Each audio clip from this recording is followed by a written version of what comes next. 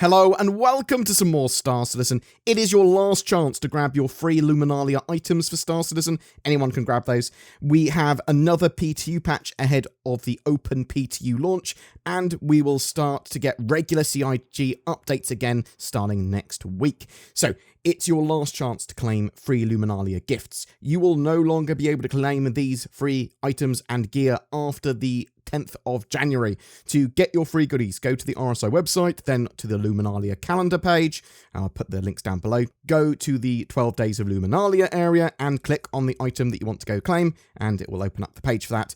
I open all of the gifts in new tabs and then just copy and paste the code, which is Luminalia, into all of them, apply, bam, done, they're on your account. There is some awesome stuff there, the various skinned weapons and silly plushies. It is very much worth claiming them. Most of CIG should be back to the office next week, and we should start to see the sort of weekly shows, or at least some more tangible updates coming from them next week. So there is a new Star Citizen Alpha 3.18.0 VPTU patch. It's still Wave 1 PTU, so not very many people have access to it. It's still US servers only, and then again, only a very small amount of servers currently, so there are knock-on issues with that, with testing. However, it looks like we are getting an open PTU in the coming week, from at least what I can tell. The new patch has changed a couple of things with server performance. That's got improved, and there are further Gen 12 optimizations as well. There were a ton of fixes addressing the following issues.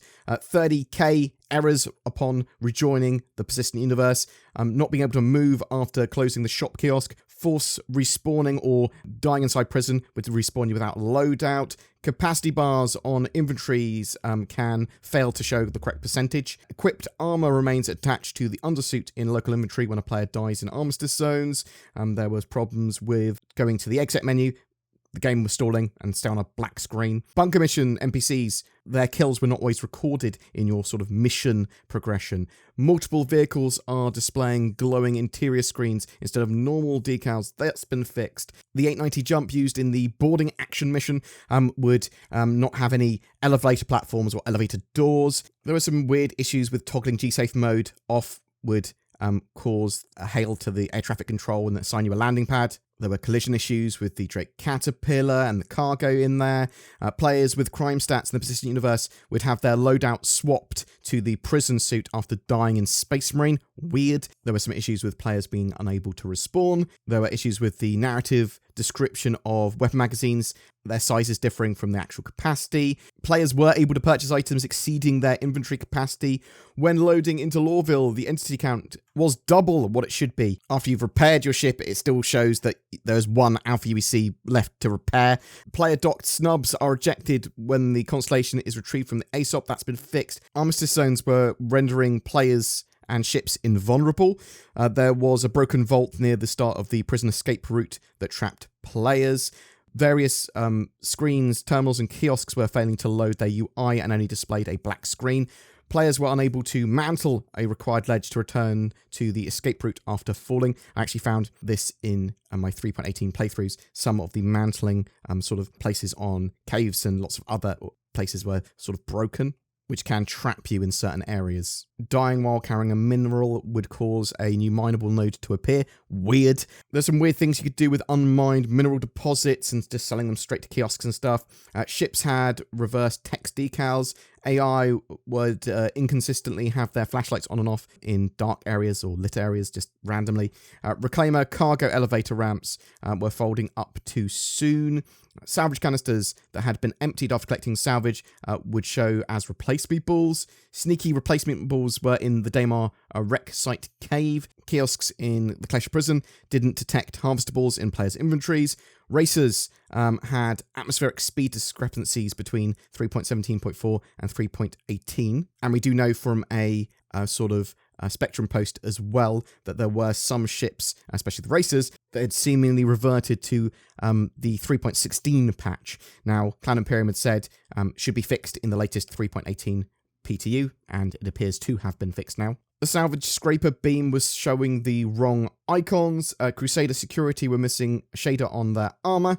They also fixed 9 client crashes and 3 server crashes. Now, there are still a whole host of known issues that Cloud Imperium are working through. The most critical being, when entering and exiting any seat during quantum travel, there's a high chance that you will be ejected into space. That is not ideal to play a space game where you need quantum travel.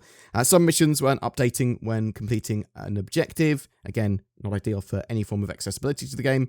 Issues with the med stations, just annoying. Pilots getting sniped through shields with explosive weapons seems to be occurring as well. Again, that's not the most fun gameplay when you can just be one shot.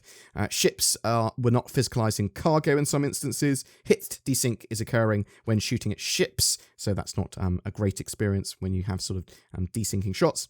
Loot boxes can occasionally load forever, and there are very janky trams and elevators. Now, there are actually a load more issues too, unfortunately. That said, those are, what I mentioned, are the most egregious. Now, it should be all systems go for bug fixing next week, and we should see a lot of these get ploughed through pretty quickly. Expect only some of them to be fixed for OpenPTU, and the rest, most of the rest, for live. I was asked, do I expect to see sort of the PTU go to Wave 2? Maybe. I think it's very unlikely, but if they do a Wave 2, it would potentially just be an incredibly quick Wave 2, like just for a day before opening up to OpenPTU. Cloud Imperium really need to open the 3.18 PTU up to more servers beyond just the US. There are problems with players getting stuck in pilot seats of their ships and ship loadouts not sort of saving correctly. Alpha 3.18 is such a massive patch, and it has a huge amount of additional gameplay and features. So I'm really looking forward to playing it in the OpenPTU and live builds. But there is still a little way to get there. Cloud Imperium are planning that live build by the end of the month, so they've given themselves quite a long time. But I'm really interested to know what you think. Have you been playing in the Wave 1 3.18 PTU? What are you most looking forward to trying out when it is in your hands? Are you going to be jumping straight in with the OpenPTU, or are you going to be waiting till live? Whatever your thoughts, I'd love to hear from you in the comments below. It's a new year, time for resolutions, a brighter future. I'll make myself better each day. Or I could just stay at home and play computer games. But what if someone steals my house or bank while I'm otherwise preoccupied on the internet? NordVPN.com/BoredGamer. It's probably the best VPN deal of 2023 already. Not only does it provide security, anonymity, and accessibility on the interwebs, but I haven't heard of anyone with NordVPN having their house stolen. Thanks, NordVPN. Now no one will know what type of degenerate anime I watch. Get NordVPN, you filthy animal. You deserve it. Every month we have a ship giveaway. For January, we are giving away an Argo Raft, the reinforced advanced freight transport ship, a dedicated cargo hauler that should see some additional gameplay in 2023. This also comes with a Star Citizen game package and lifetime insurance. All you need to do to be in for a chance of winning that is comment on any of my videos made during the month. More details in the description below. If you'd like to further support the channel, then please consider becoming a YouTube member with the join button under my videos. You could even become a Patreon. There's links below to that. But liking, subscribing, commenting goes a huge way to help the channel grow. Thanks so much for watching, and I hope to see you in the verse.